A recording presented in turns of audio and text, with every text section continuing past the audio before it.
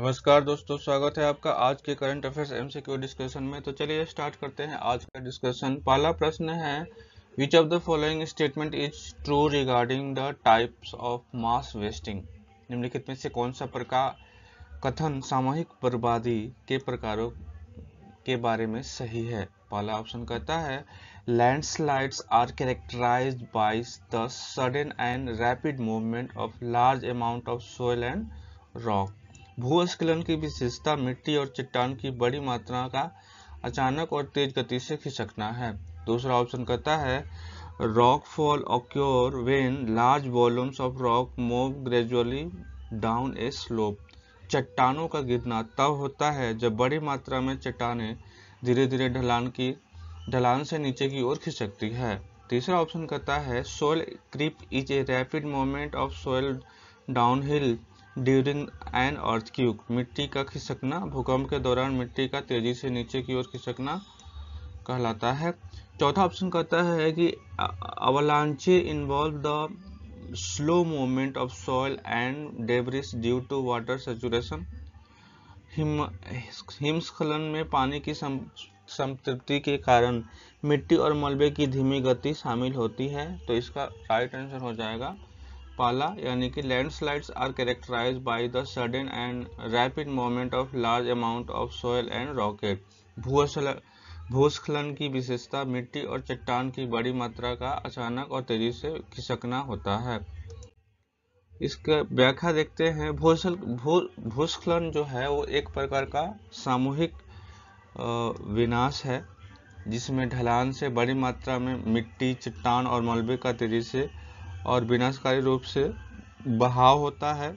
यह बहाव भारी वर्षा, इसका कारण क्या होता है, तो या तो लार्ज अमाउंट में जो है वो वर्षा आ जाए, बारिश हो जाए, भूकंप हो जाए, ज्वालामुखी विस्फोट या निर्माण हो, वनों की कटाई जैसी मानवीय गतिविधि जो है इसके प्रमुख कारण हो सकते हैं। मिट्टी के खिसकने के विपरीत जो एक धीमी और क्रमिक प्रक्रिया है, भूस्खलन अचानक होता है।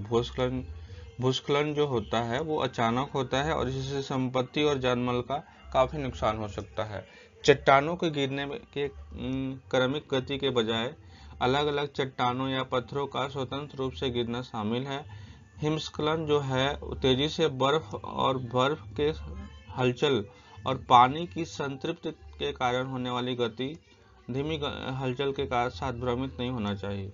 तो आपको भूस्खलन के बारे में बताया जा रहा है कि भूस्खलन जो है वो सामूहिक विनाश है जिसमें ढलान से बड़ी मात्रा में मिट्टी, चट्टान, मलबे का तेजी से और विनाशकारी रूप में बहाव होता है। इसका जो प्रमुख कारण है उसमें भारी वर्षा, भूकंप, ज्वालामुखी विस्फोट, निर्माण और वनों की कटाई जैसी गतिविधि शामिल है। ठीक है। अगला प्रश्न है, which of the following statement accurately describe leptospirosis.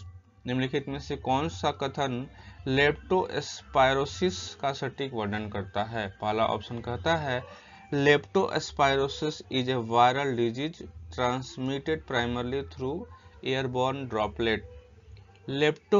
Leptospirosis एक वायरल बीमारी है जो मुख्य रूप से हवा में मौजूद बूंदों के माध्यम से फैलती है। दूसरा ऑप्शन कहता है, leptospirosis is a zoonotic bacterial disease.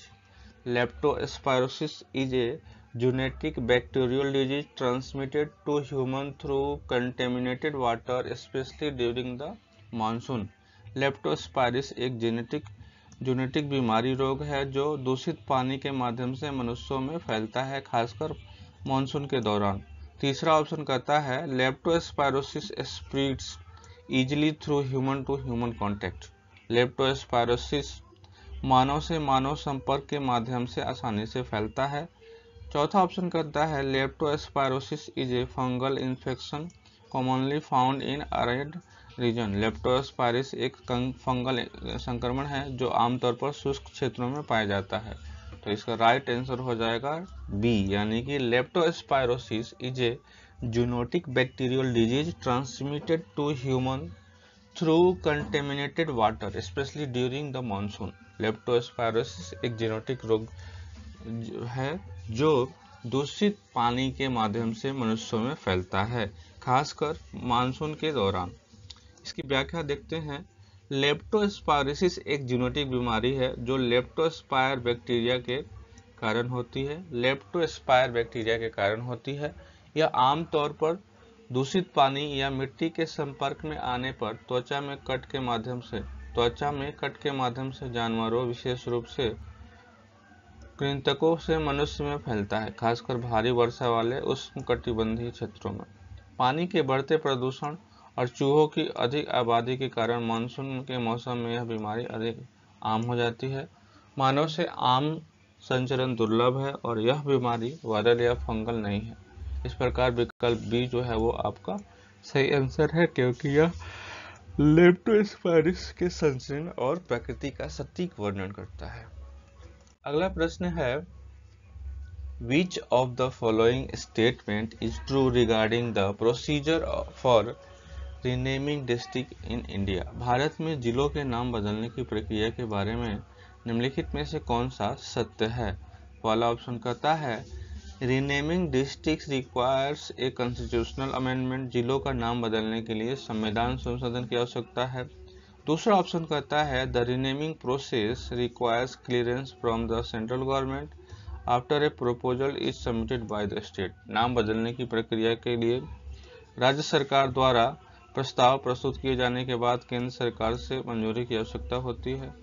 तीसरा ऑप्शन कहता है the state government can rename district without any involvement from the central government, राज्य सरकारें केंद्र सरकार की किसी भी भागीदारी के बिना जिलों का नाम बदल सकती है। चौथा ऑप्शन कहता है the supreme court of India must approve the renaming of district, Bharat के सर्वोच्च न्यायालय को जिलों के नाम बदलने की मंजूरी देनी होगी। इसका आंसर हो जाएगा, राइट आंसर हो जाएगा बी, यानी कि नाम बदलने की प्रक्रिया के लिए राज्य सरकार द्वारा प्रस्ताव प्रस्तुत किए जाने के बाद केंद्र सरकार से मंजूरी की आवश्यकता पड़ती है। इसकी व्याख्या देखते हैं। जब भारत पे जिलों का नाम बदलने की बात आती है तो राज्य सरकार को केंद्र सरकार को एक प्रस्ताव प्रस्तुत करना होता है जो नाम बदलने को मंजूरी देने से पहले विभिन्न विभागों से मंजूरी मांगता है। यह प्रक्रिया सुनिश्चित करता है कि सभी संबंधित अधिकारी सहमत हो, खासकर जब नाम बदलने से रेलवे स्टेशन, डाक सेवाएं, प्रशासनिक रिकॉर्ड जैसे क्षेत्र प्रभावित होते हैं। जिलों का नाम बदलने के लिए संवैधानिक संशोधन या सर्वोच्च न्यायालय के मंजूरी की आवश्यकता तो नहीं होती है, इसलिए विकल्प बी जो है वो नाम बदलने की प्रक्रिया के लिए राज्य द्वारा प्रस्ताव प्रस्तुत करने के बाद केंद्र सरकार से मंजूरी की आवश्यकता होती है। तो ये थी आपको नाम बदलने की, जिलों के नाम बदलने के संदर्भ में। अगला प्रश्न है which of the following preventive measures is recommended to reduce the risk of leptospirosis, leptospirosis को जोखिम को कम करने के लिए निम्नलिखित में से कौन से निवारक उपाय सुझाए गए हैं? पहला ऑप्शन कहता है filling holes in walls to prevent rats from entering homes, चूहों को घर में घुसने से रोकने के लिए दीवार में छेद करना। दूसरा ऑप्शन कहता है wearing mask to prevent inhalation of bacteria को सांस के जरिए अंदर जाने से रोकने के लिए मास्क पहनना। तीसरा है frequent use of hand sanitiser, बार बार हैंड सैनिटाइजर का इस्तेमाल करना। चौथा ऑप्शन कहता है कंज्यूमिंग प्रोबायोटिक रेगुलरली, निम्नलिखित रूप से प्रोबायोटिक का सेवन करना। इसका राइट आंसर हो जाएगा A, filling holes in wall to prevent rats from entering home, चूहों को घर में घुसने से रोकने के लिए दीवार में छेद करना, छेद को भरना। इसकी व्याख्या देखते हैं। प्रस्तुत इसमें जो है आपको रेट से बचाव के लिए दिया है cause of infection when one comes into contact with urine of infected rates और कैटल और द वाटर कंटामिनेटेड इट। तो इनका जो मूत्र होता है उससे दूषित पानी या उससे दूषित किसी भी सामान के संपर्क में आने से जो है लेप्टोस्पायरोसिस जैसी बीमारी जो है वो आपको होती है। इसमें चूहों को घरों में घुसने से रोकने के लिए दीवार में के छेद को भरना चाहिए। क्योंकि चूहे लेप्टोस्पायरोसिस पैदा करने वाले बैक्टीरिया के प्राथमिक जो है वो वाहक है। प्राथमिक वाहक जो है वो चूहे हैं। हैंड सैनिटाइजर का उपयोग करना, मास्क लगाना, प्रोबायोटिक्स का सेवन करना जैसे सामान्य स्वास्थ्य के लिए फायदेमंद होते हुए भी लेप्टोस्पायरोसिस के लिए विशिष्ट निवारक उपाय नहीं है। ठीक है, इसलिए सी आंसर सही है इसका। इसके बाद अगला प्रश्न है, which of the following statement is true regarding the conservation status of hand hoolock gibbon. Hoolock gibbon के संरक्षण की स्थिति के बारे में निम्नलिखित में से कौन सा कथन सही है। पहला ऑप्शन कहता है both eastern and western hoolock gibbons are classified as critically endangered by IUCN। पूर्वी और पश्चिमी दोनों हुलॉक गिबन को IUCN द्वारा गंभीर रूप से संकटग्रस्त के रूप में वर्गीकृत किया गया है। दूसरा कहता है कि neither of hoolock gibbon specify in India is protected under Indian law.